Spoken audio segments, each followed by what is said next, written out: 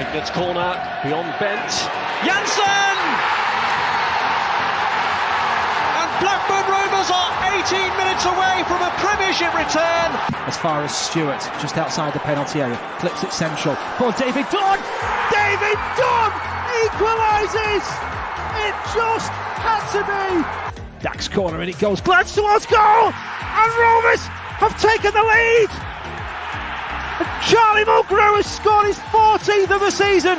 It may well be the goal that sends Rovers back into the Championship.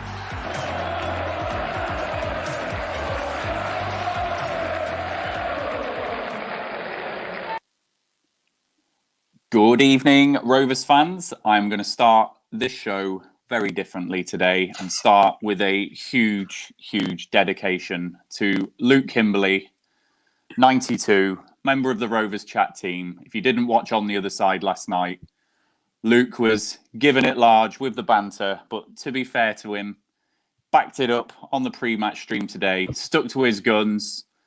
Rovers 3, Preston 0, Tyrese Dolan to get a goal. It's there in black and white. Luke Kimberley. We've spoken about a Hall of Fame on this show, but for all the wrong reasons, because we've said out here comments like me saying that Adam Armstrong's only worth 10 million. You, sir, are on the proper Hall of Fame. You are naming lights on your own. Rovers fans, you have to beat Luke Kimberley this season. Hats off to you, sir. Well done. We are here for the post-match stream, and the only currency we are dealing with tonight is warmth, is positivity, is general glowiness before we all go to bed. So hit us with your comments. We have loads in already, I can see. It's going to be a good hour to dissect, well, what is just a perfect game. Preston 0, Rovers 3. How good does that sound after the last 5 years of, nothing against Preston, really. So, Joe, we have got you back after your loan spell with the BBC. You are back where you belong. Don't ever do that again. Welcome, mate. Well, thanks very much for welcoming me back. It's nice to be back down here, and hopefully I can enjoy myself as much as Rovers enjoyed League One in 17-18, back down here in the minor leagues, you know. I'll cope. Howard, you're back, mate. How are you doing? Yeah, brilliant, mate. Absolutely buzzing. Good stuff. And Alex, you've got to be loving that one as well. Welcome back, mate. It feels great. I've forgotten what derby wins feel like. It feels pretty good to me, to be honest. Excellent. Well, I'm going to dive straight into the comments. Then I'll do the niceties as well. I just want to make sure that everyone's good feeling is represented on this stream. So we have got Scott Taylor, absolutely bossed it. Get in, lads. Dan Woods, oh, sorry, mate. Gutted I've missed a game. It was a good one. Simon Slater, Rothwell was on fire tonight. El Scotty, buzzing. Simon Slater, Wharton growing game by game. El Scotty, one Jack Walker. Leap year man, get in there. Leap year man, Dolan's celebration was the icing on the cake as well. So, I'm going to start the show with those good comments and those good feelings. But before we start to unpick the game, just a reminder, if you are not following us on Twitter, we are Rovers_chat. And do subscribe to our YouTube channel, Rovers Chat, to stay up to date with all of our content. But before we start, let's give a word to our sponsors, 6yardsout.com. The Rovers Chat YouTube channel is proudly sponsored by 6yardsout.com. They've got retro football from every era with mugs, phone cases and much more. They also have plenty of Rovers goods, including apparel with the famous 94-95 season and this season's kit. Check them out using the link in the description below.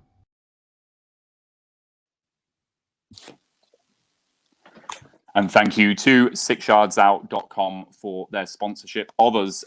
Comments are absolutely flying in. So as I ask these guys questions, I will try and keep an eye on everyone's love and positivity. We want to hit that on the stream. So Alex, as you have returned to us this evening, just sum up your thoughts on the game. A pretty easy one to sum up, but how are you feeling and how was that result for you? I think the short answer is obviously I'm buzzing about the result and also just the whole, I would say, performance and context of the game around it. I thought we dominated it really from the get-go. The first 20 minutes especially, it felt like we kind of carried on where we left off at Luton. total domination of the ball. Not many clear-cut chances, but again, it always felt like we could open them up eventually. And then obviously the big turning point comes just before half-time, doesn't it? And we never look back from there. And then I think once again, it's what we've seen this season. When we get that first goal, when we have that three-man midfield, that one sitting midfielder, that one midfielder who can link defence to attack, and then that one midfielder that can distribute the ball very well, like Holtby. And it just all went well for us in the second half. We just stamped our authority on the game. And I would say it's a big claim to make, but I think that's probably the most dominant we've been this season.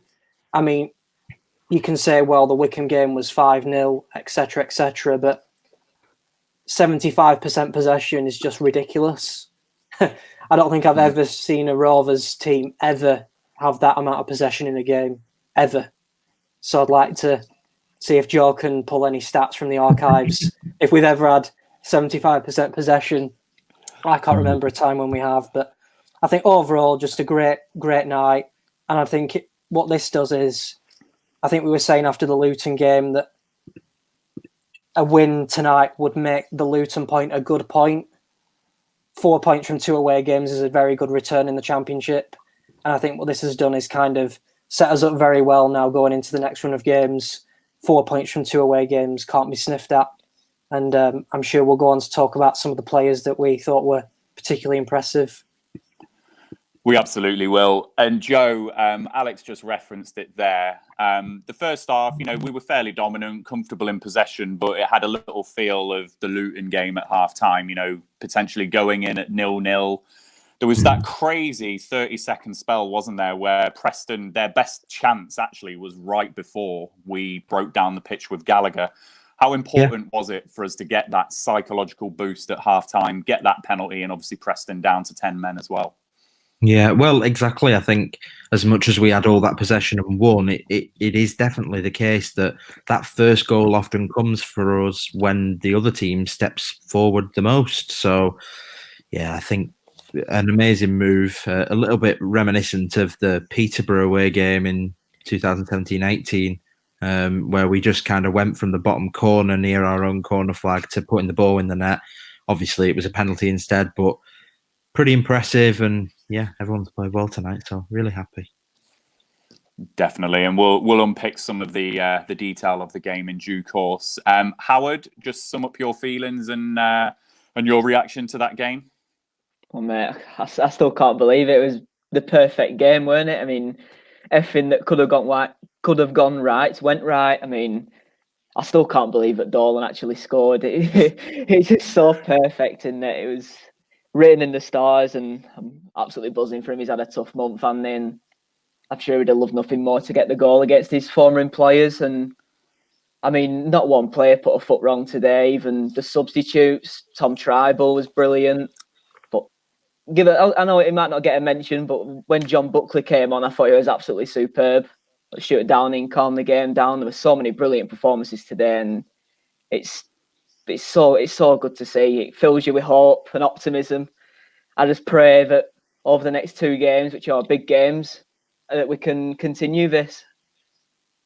Absolutely. And I'm just going to pick up some of the comments that are coming through, which will feed into some of the stuff that we will do later on. Jonathan Secker, since the Swansea defeat, that's 4 games unbeaten, taking 8 points. Feels like the momentum's building. Only 2 goals conceded in those 4 games, and 1 was a penalty. Plenty more to come.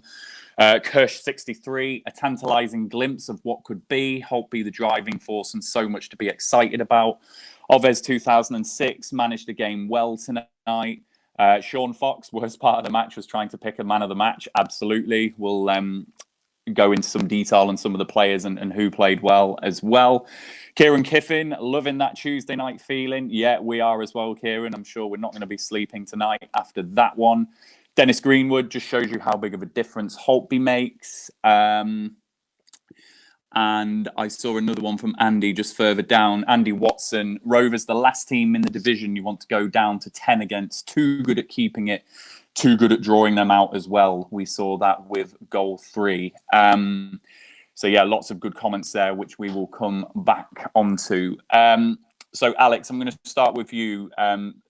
As Sean said, for picking the man of the match is just going to be so difficult. So I'm not going to ask you to pick a man of the match. I just want you to focus on a particular player if you can, and summarise their performance and where they did well, because everyone played well today. Well, I think it's been mentioned in the comments. I've seen them streaming through really since we've logged on to the stream, and I think it has to be Ben Brereton. I have to mention him. I just think it's remarkable what the player was like in March and what the player is like now. It really, I feel like I'm watching a different man. I think we've discussed maybe the reasons why, whether it's crowds not being there, whether it's the formation change, whether it's bulking up physically during the lockdown. I think it's probably a mixture of all three, if I'm being honest with you. I think the big thing for me when watching Brereton tonight, and I think you guys will probably agree with me on this, is that he actually looked like he wanted the ball. He wasn't scared of picking up the ball and making a mistake. It looked like at every opportunity, he was just desperate to get the ball to show what he could do all the time. And that, to me, just looks like a player who's finally got some confidence flowing through his veins, which is just such a good thing to see. I mean, I can break down. He obviously scored the second goal, didn't he? A composed finish. He kept onside when it was quite difficult to keep onside in that situation. Slotted it calmly past the keeper. He was involved in the first goal in releasing Gallagher down that right-hand side to initiate the sending off and the red card. And then he set up Dolan for the third. So I don't really know what else I can say than that. Brilliant performance once again, carrying on from what he did at the end of the Luton game, when I thought he really stepped it up. Maybe early in the game, there were signs that he maybe wasn't sharp, but came into it a lot more at the end, and then he just carried that on today. I'm so pleased for him, and I just hope that it can continue. And I think the one stat I'll finish on is that with his third goal this season, he's already scored more goals this season than he has in the past two seasons put together, which I think is a pretty remarkable stat, if I'm being honest with you, and just really highlights the progress he's made. Absolutely. There's so much love for Ben Brereton within the comments. We asked who your man of the match was. We've had loads. Paolo Centauro, I hope I'm pronouncing that right. Paolo, Brereton. Ryan Rich 757, Brereton equals GOAT. Robin of Darwin, Brereton man of the match for me. Riley 08 Ben, Brereton man of the match. Ryan Lambert, Brereton different gravy. Jonathan Secker, Big Ben for me. El Scotty 2706, Brio. Dennis Greenwood, man of the match, Brereton. Isaac McCallion, Brill, Big Ben, so much, and Alexander Haben, Brereton was class. So much love there for Ben Brereton, and then you're right, Alex. It's just so nice to see him just have this impact on every single game he's playing. And I think Warren Lucy said it in the commentary actually, that when we all see him live, we'll also see that different side to him as well. We're only seeing what the cameras are showing us at the moment, so I am looking forward to seeing his full performance when we're back at Ewood or wherever. So, Joe, I'm going to move on to you if I can. Appreciate this is difficult to single anyone out. Who would you like to talk about from the game today? Well, I want to pick up on a few comments that have come in already. Most recently from Sam Wharton, man of the match, and I agree. I think Scott Wharton not only was better than Darragh Lenihan tonight, but was just the best defender on the pitch and just gave their attackers a torrid time. And I was really impressed with him because I've been a bit of a critic of his, really. I don't think he possesses the ball skills that perhaps a central defender needs to play in our side. And I do still probably believe that Derek Williams edges that. But physically, I think he kept up, and experience-wise, I mean, there were some times where he's just knocking the ball into the stand, and just really impressive defensive work. And in general, himself and Lenihan and Kaminski just looked so calm and comfortable. I mean, like Luke says there, Wharton makes Lenihan look more comfortable, and I agree. I think as a three, as your back three, really, because that's how high Kaminski plays, they are so solid and just so reliable.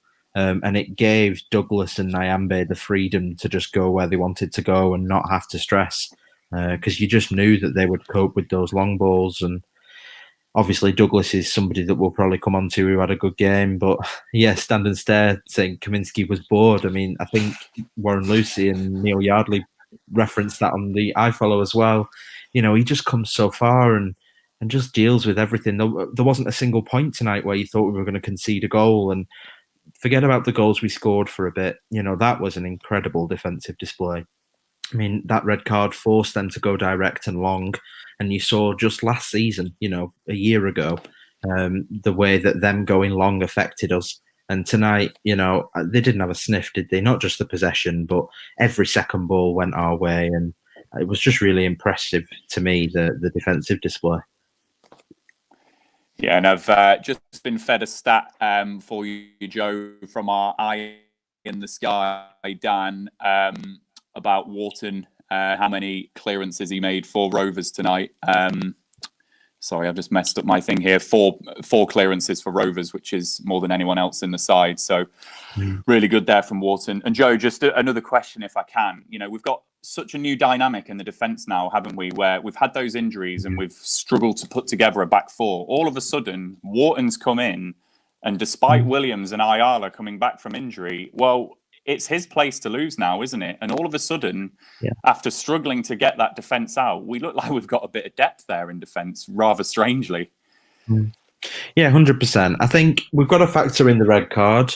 Not to be negative, of course, we're all happy. Tom Barkhausen, who was the guy that I was really worried about, ended up playing at left back, you know, so that threat completely diminished for the second half. And I do firmly believe that if they weren't down to 10 men, I do think that Douglas and Wharton would have had a much tougher day today against a very pacey winger. But coming up against a Barnsley side at the weekend that have quite physical forwards and will put central defenders under pressure, I've got no worries about Scott Wharton going into that game. And then obviously after that as well, you've got teams like Millwall coming up. And again, that's a game where you've got to be physical and you've got to match them for that kind of lower league EFL spirit. And I think that Scott Wharton's got that in bags full. So, yeah. Yeah. Thanks, Joe. Howard, moving on to you. Who would you like to focus your comments on this evening? Yeah, so I want to focus on someone that I think every Rovers fan is guilty of giving a lot of stick to over the past 18 months. But Sam Gallagher today, I mean, was absolutely superb. I think that was one of his better performances, probably up there with his Preston performance last year. Certainly his best performance I can remember him playing on that right-hand side. He was energetic. He worked his arse off. It was a brilliant display on the right. Like, even think back to the first 10 seconds when he did the over the top and he was running. He pressured the defender and he forced the corner. Like, it's them little things that they really they add up, and it was really good to see. I mean, I struggle with Gallagher because I sometimes think he can kind of play into the defence's hands, but not today. It was a breath of fresh air, and despite him not scoring, I mean, he was still had a really good impact. And I think as well for the penalty as well, it was very intelligent how he won the penalty, because he managed to get himself in front of Rafferty, who he somehow blitzed for pace. I've not seen him do that in a long time, and he kind of drew the contact. He knew what he was doing, and it was really intelligent forward play that we've not really seen from him too often, really. So I think it's a real positive for Sam Gallagher today. It's really good to see. But now the key for him, of course, I feel like I say a lot about him, is that does he kick on from this? Does he play on Saturday? He probably does, especially with Elliott maybe having this slight knock, which might put him out.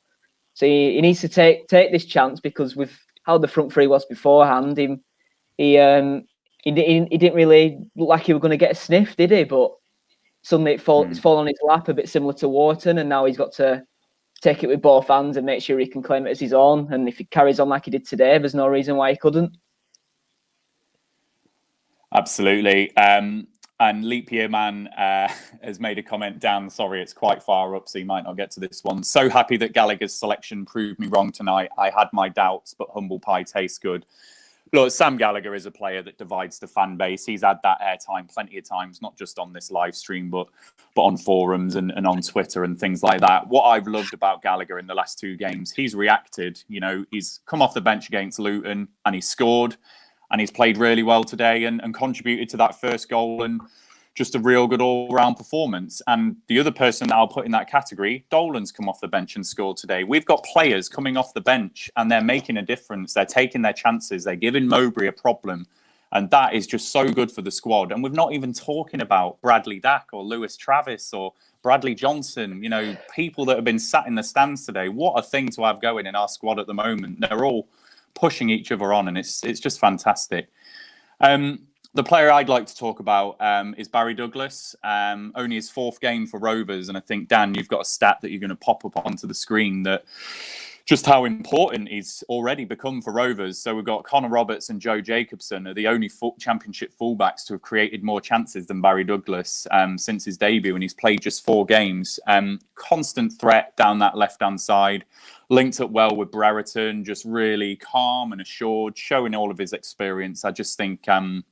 yeah, he looked great today. And Joe, I think before on the pre-match stream, yes, you did talk about the defensive side to his game. He's had an easy ride today, hasn't he, without Barkhuizen there being that constant threat. But fair play to Douglas today. He's used his strengths and his attributes well, hasn't he?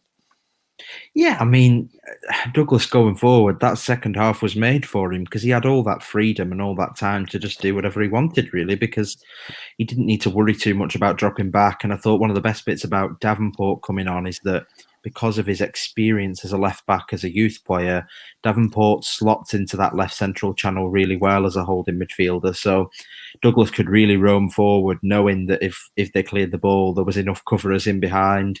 It wasn't just the balls into the box as well. I think he just linked up and passed the ball and got ahead of the person he'd passed to and gave another option. And we just split them, didn't we, in that second half? They just didn't know who to mark. And really, I think, it was almost like forget about the formation. You couldn't tell me who was playing where.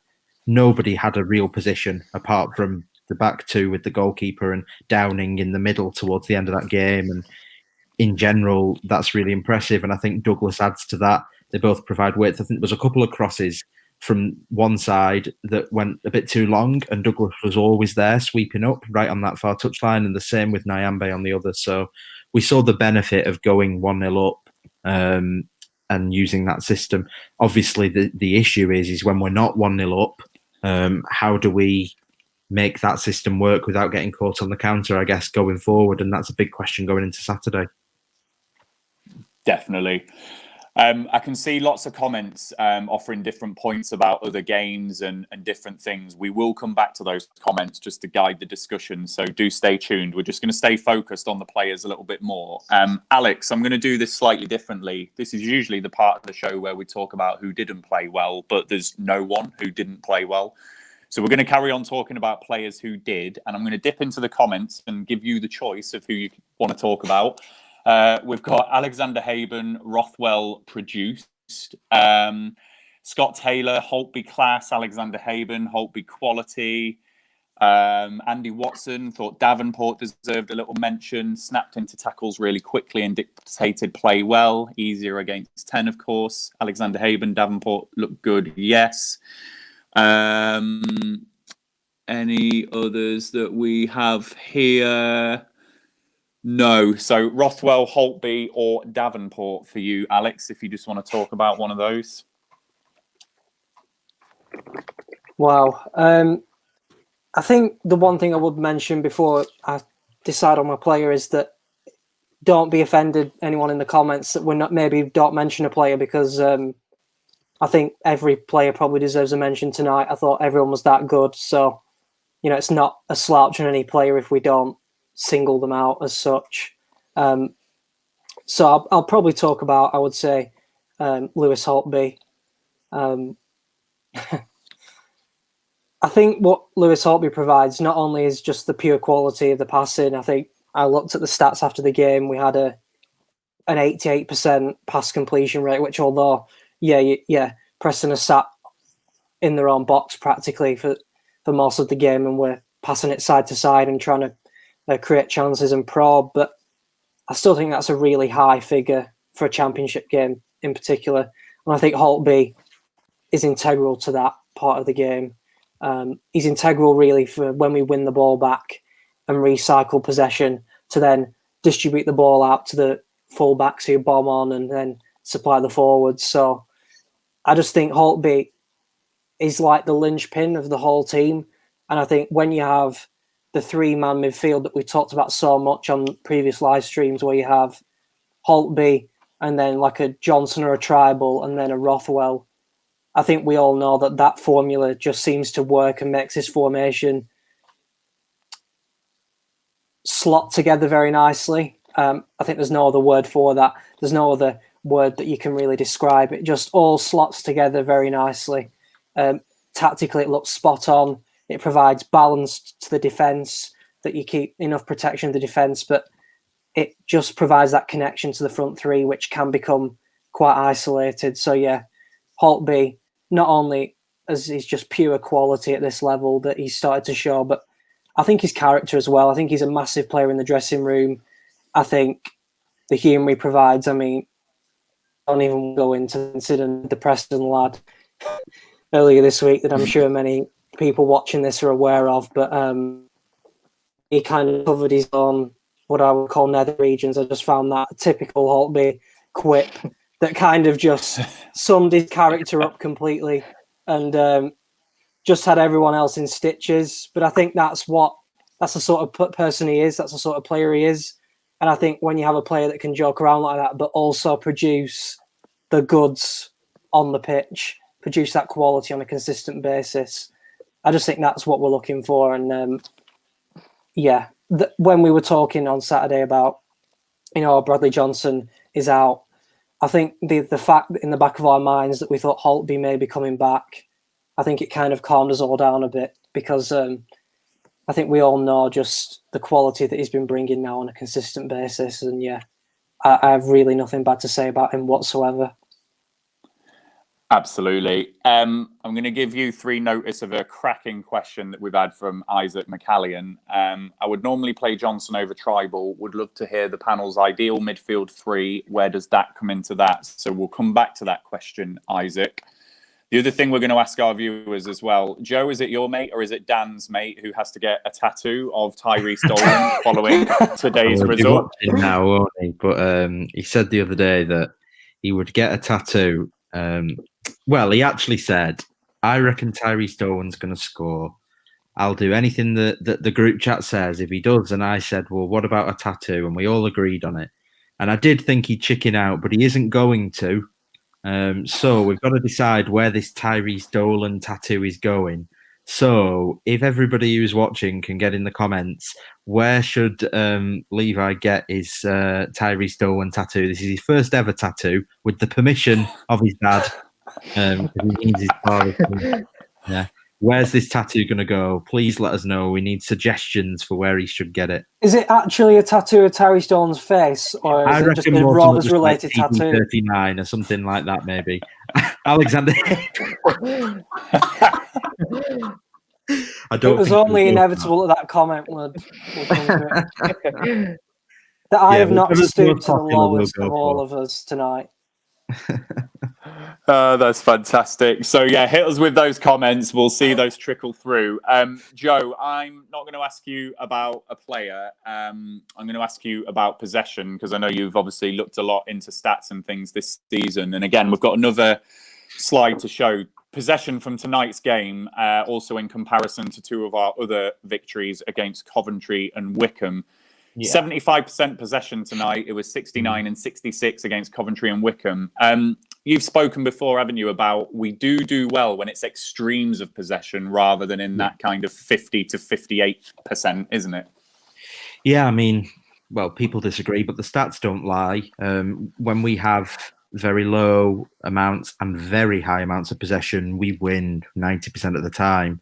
But that kind of period between 48 and 58% is where we draw and lose most often. So, yeah, I mean, again, if we'd have not got that first goal and we go in at half-time 0-0, I mean, we could have lost that game 1-0 in very typical Rovers fashion. It's sometimes just a case of, do you get that first goal? And I don't have it to hand, but I'd be interested to see what the percentages are like for how often we hold on to leads. Because, I mean, think of Rovers of the past where we can go, 2-1 up against Leeds United in the 90th minute and somehow lose the game 3-2, to where we are now, which is where when we go 1-0 up, you think, yeah, we'll win it 3-0. Do you know what I mean?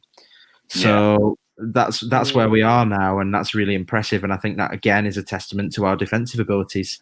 And like that stat that's been rolling across the bottom, completed passes in tonight's game, Scott Wharton and Darrell Lenihan, our defensive partnership tonight, had 147 passes, and Preston North End as an entire team had only 126, which shows you the kind of dominance we're talking about here. It's seriously impressive stuff, isn't it? Put that on Twitter. We've stolen it off Twitter. I think it was Talk of Ewood who's already raking in the likes from it. So fair play. Wonderful.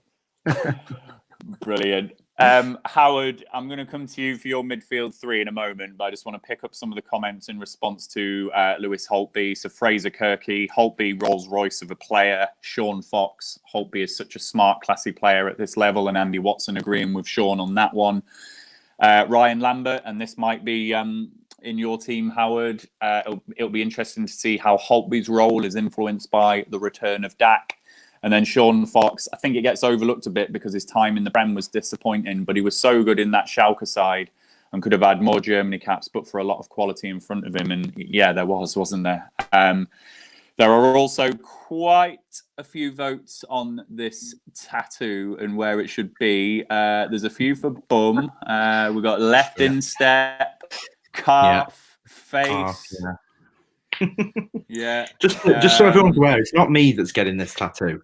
It's definitely not me. So if you're trying to get your own and slagging us off tonight because I've stepped up in the world to the BBC realm, well, it's not me getting the tattoo. So let's be nice. Let's think of a nice place where you can put it. I was going to say we need photographic evidence, but if he gets it on his backside, I don't think that's PG-13, is it? Well, and he's 16 as well, so that's a dodgy one. I'm already calling comment of the night, by the way. It's done at 25-11. Ollie James, Dolan on the colon tattoo is just absolutely superb. Ollie James, I'm loving that. You take the award for comment of the night. People are going to do well to beat that one. So hats off to you, Ollie. That's superb. Howard, sorry, I've kept you hanging for so long there. In response to Isaac's question from earlier on, with those returning players, who's your midfield three? It's just going to be a debate that goes on and on and on and on. I mean, it's almost an impossible question to answer. I did a video with Jacob about a week ago where we did our best 11 when everyone was fully fit. And I reverted back to the formation of last year. Granted, I know the formations are moderately similar, but I thought, with Dak back, I'd want him more in the 10 rather than in the 8 where Rothwell is now. And I had Travis and Johnson and no Holtby in that team. But now after watching these last two games, I feel like the last game today, I feel like a bit of a fool.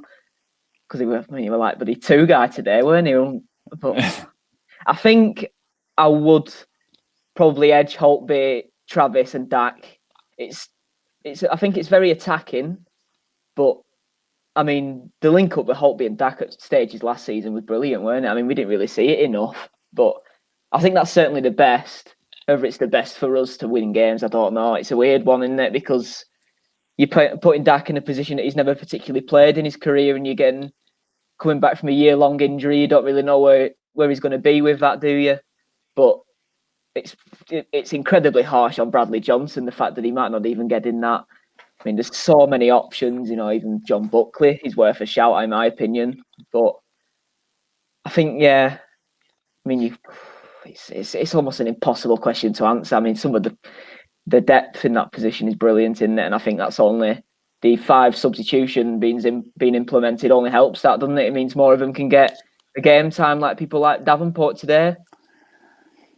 Yeah, that's right. And I think Andy Watson did comment a bit earlier on that the 5 substitutions helped us today. Absolutely, they did. That Harvey Elliott injury, for example, we were just able to get him off the pitch and not limp over the line with 10 men. So that was good.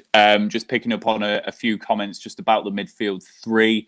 Daniel Seaward playing that well with so many people out injured is really pleasing and gets me excited to think how much better we could get. And then Ian, New Zealand, I think that might be your first comment. So welcome from New Zealand, Ian. Thanks for joining us. Starting to look like the best squad of players that we've had for a number of years. Absolutely it is. And then Andy Watson, last season we were one of the worst in the division brackets, maybe the worst in losing points from winning positions. Yeah, we were. How many games have we been at over the years where we've been 2-0 up and it's drawn 2-2 or whatever? So yeah, we've started sorting that a little bit, haven't we? But still gets me anxious when we do have a lead in games until we've got it over the line. Alex, your midfield three then, where are you on what the best midfield three is? Again, I think Howard alluded to this, but I think it depends on the formation that he's going to play. I don't know whether the 4-3-3 is a stopgap for when Dak isn't available or whether it's more of a permanent fixture. My instinct would be that it seems to be more permanent for me, or that Mowbray maybe wants to get into position where he can alter formations during games and between games rather than playing the same formation week in, week out. If you're going with the 4-3-3, I think I would, at the minute, I would say Dak, Holtby and Travis. But that's an extremely difficult decision to make. You're leaving Bradley Johnson out, you're leaving Joe Rothwell out. You're leaving Buckley out. There's all sorts of permutations. I think the thing generally for me is when you look at the team and the squad in general, the interesting thing for me is how is he going to fit Brereton, Armstrong, Dak, Holtby, Rothwell, all in the same team. Elliott, how is he going to fit all of those in the same team? I think the answer is he probably can't. I don't know what formation you'd play to fit all those in the same team and make the team function, make the formation function in the proper way, like we saw tonight. So I think that's certainly an interesting debate to have going forward. And I think ultimately the reality will be that as we carry on playing these just colossal amount of games, that it will be rare that all of those players are available at any one time. And therefore probably the team will end up picking itself throughout the course of the season. Whoever's just not available just won't be mentioned and the remaining players will be getting in there. So, but yeah, I agree with the previous comment saying that for me, and I think we said this after the deadline day, that by far and away the strongest squad we've had since relegation.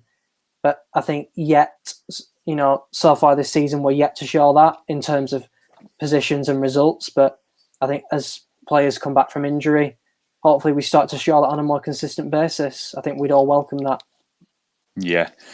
And Joe, this is such a lovely problem to have, isn't it? When we think back to midfields comprising of Hope Akpan, Danny Guthrie, those players, this is a really, really nice problem for us to have. Today, what we saw is a lot of drive from the central midfield areas, didn't we? Particularly first half when we were trying to break them down. Second half, it was a bit more domination of the ball possession-wise. Probably hard, as Alex and Howard have alluded to pick a three. What do you want from the midfield three in this Rovers side? Yeah, I mean, I was talking to some Derby fans because they kind of play a 4-3-3 at the minute in their kind of caretaker ownership. And they were kind of saying, well, who do we play in this three? And I said on the Rovers Analytics account that you need an anchor, you need a passer, and you need a runner who'll run with the ball, that is, like a dribbler. And it's less about the player themselves, it's more about the role that they play. And all three of them are different. So, I mean, it's not just those midfielders, is it? I mean, Elliott can play in that central midfield role as well. I think Dolan can play there. Joe Rankin-Costello can fit in there. And Armstrong could quite easily drop back deep into there. And I think at the minute, so could Ben Brereton. There is so many players that could fit there. But I don't think it's that big a dilemma because by the time Travis is back, Johnson will be suspended again or injured or Tribal the same. And we're not. It's why you've got a squad.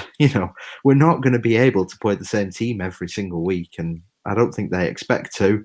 Big dilemma now. Do you keep Sam Gallagher in the side? Well, by the time we roll on to Saturday, 3 people will have tested positive for COVID, and Piers will be in net, and we'll lose. So, do you know what I mean? You just don't know. So that's why you've got a squad. It's why we've got a good squad, and that's definitely why I agree that the 5 sub rule, like Standard says, is going to be really helpful for us. And it might be that, let's say, that rule's only in place until Christmas. This is a strong period of games. Forget about the actual calendar time. This is a lot of actual games. We're in a better position this year than we were 13 games in last year, and the 5 subs is only going to help us. So, yeah. And Joe, I must say I do agree with you. And Isaac, I hope we've given some good airtime to this question because it really is a difficult one. I actually think this is the area of the pitch that we can afford to rotate in, and Mowbray's deliberately packed it. I think the key thing you said there, Joe, is just he needs to make sure he's got the right people in the right roles. So on Saturday, we had that Johnson and Tribal dynamic that didn't work. But if he gets it right with like Travis and Tribal or someone else and Tribal, then it does work. So the bit you need in the Championship, you need a good keeper. You need 2 centre-backs that roughly play every week so that they can form a partnership. You need a goal scorer. And then you probably just need someone like Lewis Travis, who is there every week playing with a rotation of people around him. That's your spine right there. So I think it doesn't bother me in the slightest that we're going to see different people in that midfield 3, as long as we get the combination right. And people like Corey Evans have taken some stick this season because he's been in the wrong role in that midfield 3 through no fault of his own. He's been asked to do a job with who we've had available. So as long as we get that balance right, I don't mind who I see there. But I do think I want Lewis Travis in the 3, I must admit. Okay, we have had comments flooding in on here. Elliot Bennett can play in midfield as well, of course, Joe. So that's another one. We are absolutely stocked to the rafters. Stuart Downing, Isaac McCallion. Do you think we need Downing? Isaac Downing. Of course we need Stuart Downing. He's a class act, and he showed it today. I mean, he's elegant on the ball. I mean, he came on, and the game was won from the first touch that he had, in my opinion, anyway. Yeah. I'm going to pick an interesting question here for you, Howard. And as Simon Child has asked this question, I'm also thinking this. The runner role is only Rothwell at the moment. It's a question of whether Dak can do that when he returns. So is Dak going to run with that ball like Joe Rothwell? Or does Dak just need to concentrate on getting in that box and players in and around him just feeding him? Where does Dak fit into that type of system? See, that's the issue with it, isn't it? As especially when he comes back. I mean, he's not going to be playing 90 minutes for quite a while, is he? So we're probably going to see both of them play at the same time, really. That's probably why I would change the formation, to be honest. I think you play your best players in your best positions, don't you? And I think it's a big risk with Dak almost that he's not. He's a dribbler of the ball and he's brilliant at it, but he's not that driving runner like Rothwell is he? He's not going. I mean, was it the second goal today? I don't think Dak does something like that. He does similar things, but not the driving run like Rothwell did at such speed. And it's such a hard question, isn't it? I mean, it's a good problem to have. It's very true, but I'm really happy that I'm not making this decision because I don't think I'd be able to do it. I mean, like even Joe Rothwell, he's been brilliant this season, hasn't he? I mean, it's incredibly harsh for him to just get replaced instantly, isn't it? But I think Dak can make these driving runs potentially, but maybe not straight away. I think we might see a little bit of a different Dak, like when he comes back. Maybe we'll see like bit parts of him, maybe. So yeah, I don't know, to be honest. It's such a hard question. Yeah. Alex, I'm going to ask you Jack Lofthouse's question in a moment, but just want to pick up some comments in response to what Howard was saying there. So Sean Fox, not like Rothwell per se, because he doesn't have the quickness or the moves, but he's probably our next best dribbling midfielder. And then stand and stare. Dak is a specialist poacher, needs to have the opposition's forced error in the crowded box. Lee 1989. Dak will do a bit of everything. He will pick the killer passes and the runs. And and then Scott Taylor, that can do anything. And then just going back onto the midfield balance before I come back to you, Alex, Michael Pearson, we've got every variable of midfielder. Look how Rovers dictate and dominate the ball. Finding the formula is vital. Yeah, absolutely. We've just spoken about that. I just think most formulas for me do involve Lewis Travis when he's back. Andy Watson, in this season of all seasons, we need this depth, and it allows us to have amazing tactical flexibility when preparing for games and within games as well.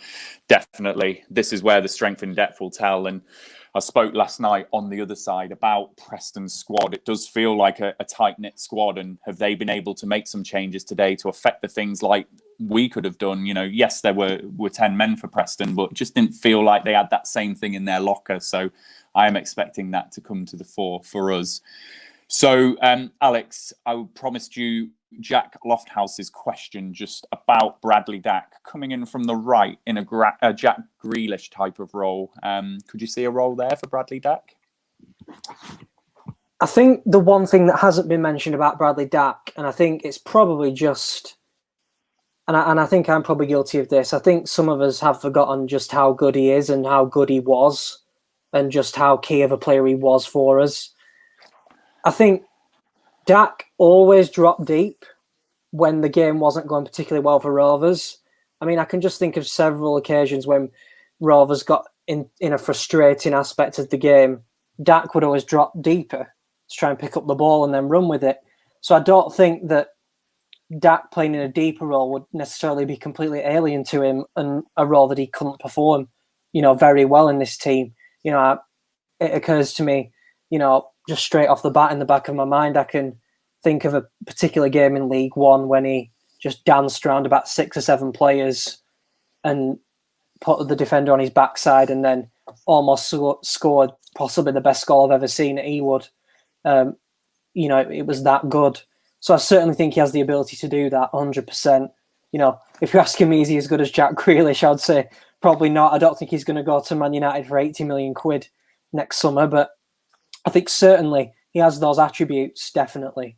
I think he has the physical attributes to play midfield. I think we've always associated him with kind of being that battering ram up next to Graham, just feeding off the loose balls, feeding off the knockdowns. But I think he can certainly perform that role. And then once again, another underestimated aspect of his game, I think, with Dack is his finishing. It's the one side of Rothwell's game that just isn't quite up to that level that Dack is. It's just that instinct inside the box. Dack does not miss a chance inside the box. It's in. It's like Dack is our best finisher at the club. And I think some of us have forgotten that just due to the fact that he's not been here for 11 months. He's that good inside the box. Better than Adam Armstrong for me. I've always said, if he had a shot outside the box on my life, I'd have Adam Armstrong on it. If I had a shot inside the box for my life, I'd have Bradley Dack on it. And I think when he comes back, I think we'll see that, and I think he can perform that role. Absolutely. Joe, before I come to you, I just want to say to everyone watching, we've had record views tonight. So thanks ever so much for all of you that have joined us tonight. If you've joined us for the first time, we do these streams after every game. So we have a post-match stream, which dissects the game. We also have a pre-match stream. So we will do that about an hour and a half before kickoff. So we'll be live before the game, take in the team news, react live to the team news, and finish about half an hour before the game. So if you've never joined us pre-match, please do join us. Every game we do them, pre-match, post-match. We've got loads of other content on Rovers Chat. Joe, you do a lot of stuff on your site, Rovers Analytics. We've seen Andy Watson commenting tonight. He does a stats show for Rovers Chat as well. We've got the 1875 podcast. I do a show called On the Other Side. So if you are new to the Rovers Chat site, please do check out all our content. We do like to push out new things. And Howard, you and Jacob have started doing some stuff as well. So we've got loads of stuff that we're pushing out just to give you all different comments. So thank you all for joining us tonight. Really delighted to break the viewing figures tonight, particularly after such a positive result. We appreciate the support, and we love doing these, don't we, guys? So good to have everyone on board with us tonight and interacting with us. Joe, yes, Andy, subscribe. Please subscribe to the Rovers Chat channel. Rovers Chat God, it's my head's full of Rovers and everything and remembering what to say. So yeah, hit that subscribe button and you will stay up to date with all the content, including Andy's content, the stats show. You will see that stuff as well. So hit that subscribe button.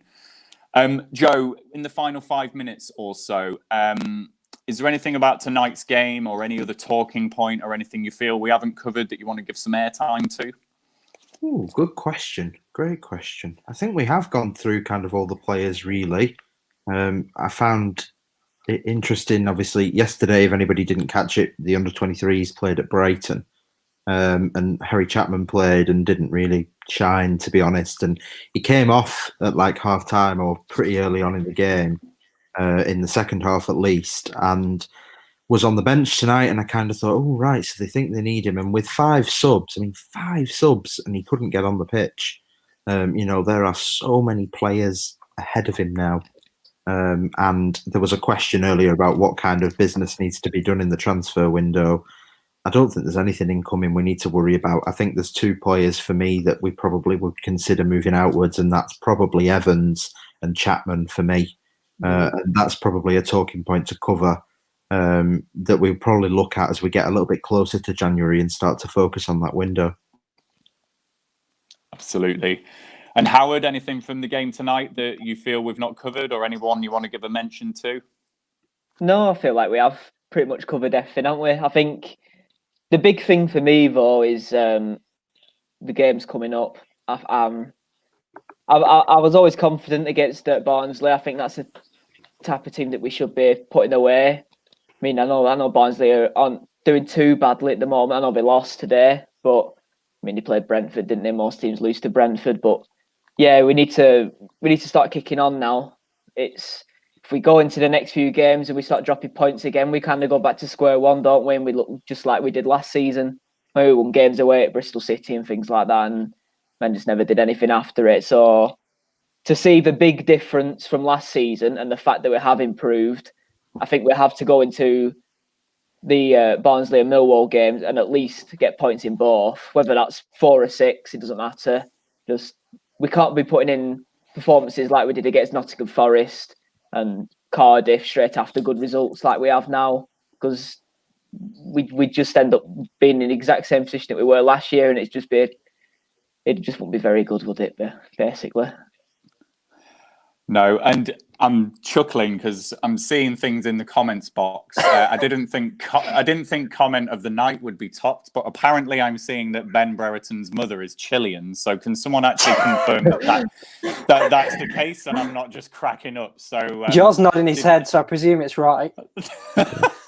So there are too many comments on that for that not to be true. So that is a sensational comment, and I never thought that comment of the night would be topped. I still think that Dolan on the colon. I've just checked rovers.co.uk, and on Ben Brereton's official A to Z, he does confirm that his mother's from Chile and that his dad's from England and that he is half Chilean, and that his mum came over to England when she was younger. So there you go. Absolutely fantastic. That was quick research, wasn't it? That was quick. That I knew we had you back for a reason. So he'll be playing in the Copa America when that's next for you. Yeah. Brilliant. Oh. Alex, I just want to follow on from some of what Howard was saying there. Just the game's coming thick and fast. We can turn a good week into a very good week with a win against Barnsley, can't we? 7 points from 9 will be a great return. And what did Jonathan say earlier? It was 8 points from 4. So that'll be 11 points from 5 games, which is a great return as well, isn't it? So how important is it to follow up tonight with that victory against Barnsley, who should not be underestimated for the record? I think they were above us before the Luton game, for example.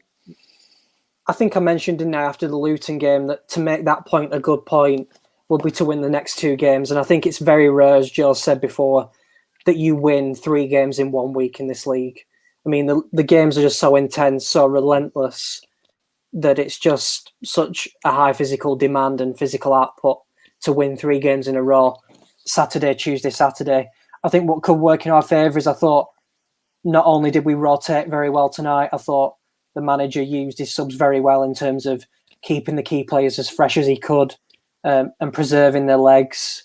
And also I thought the fact that just the sheer control of the match means that we're ready to go. And I think as one point to sign off on, I think Thomas Kaminski will never have a more relaxed game as a goalkeeper. I think he could have kept a clean sheet with a cigar and a glass of whiskey between the goalposts. And I'm 5'7" and as fat as a fish tank, and I'd have kept a clean sheet tonight. I absolutely love Thomas Kaminski, I must admit. And when he was getting bored and just coming out, I love stuff like that. It cracks me up. So I'm just going to finish off with a few comments from everyone here. So it was stand and stare. Barnsley were a good side last time at Ewood. Leap year, man. Luton result looks a good point now with tonight's result. Yeah, it does. And then I'm just going to finish off with some of the love that we've had tonight on the post-match stream. Ryan Lambert, enjoyed my first stream tonight, lads. Looking forward to chatting when we get spanked by Barnsley. Don't say things. Yeah. We know this is Blackburn Rovers, but come on. So we will be delighted to have you pre and post-match with us on Saturday against Barnsley. And then Ian in New Zealand, thanks for joining us, Ian, for the first time. Really great that all the way from over in New Zealand you've joined us. Ollie Jones, good work, Rovers Chat, great coverage. You know, we love doing these, we really do. And if there's ever anything you want us to cover on the streams or anything you think we can do on them, please do send a DM to Rovers Chat or, you know, drop one of us a message. You know, you'll see all of our Twitter handles, you know, retweeted on the stuff. So send us a message. We're always looking to expand the content and do the good things for you. Please subscribe to the YouTube channel to stay up to date with all of our content. Please follow us on Twitter, Rovers_chat on Twitter. And of course, please do enjoy the rest of your evening. It's not very often that we win so comfortably at Preston 3-0 on a Tuesday night. We can all go to bed really, really happy. So what a way to sign off Tuesday. Really good feeling. So Howard, thanks for joining us again, mate. Good to have you back. Yeah, it's been brilliant today. First win, actually, doing one of these. So not bad for a first win, is it? You broke your duck. Alex, good to have you back as well, mate. Nice to be on again, Ryan, and we'll probably see you all on Saturday. Yeah, you will. And Joe, you are going nowhere now. You are part of our furniture, so stop with these lofty ambitions of promotion to the BBC. I've got a missed call off Channel 4. I've got a missed call off them, but, you know, I'll leave it. It's fine. I'd rather be with you than Rob Brydon on Would I Lie to You, so don't worry about it. It's fine. Stay humble, stay humble. Yeah, don't worry about it. But before we do our sponsor, 6 Yards Out, I am going to finish with the dedication to Luke Kimberley. It needs staying again. Luke Kimberley, bring it up again for us, Dan. Predicted the result tonight. What a legend. Blackburn 3-0. Dolan will definitely be in and amongst it.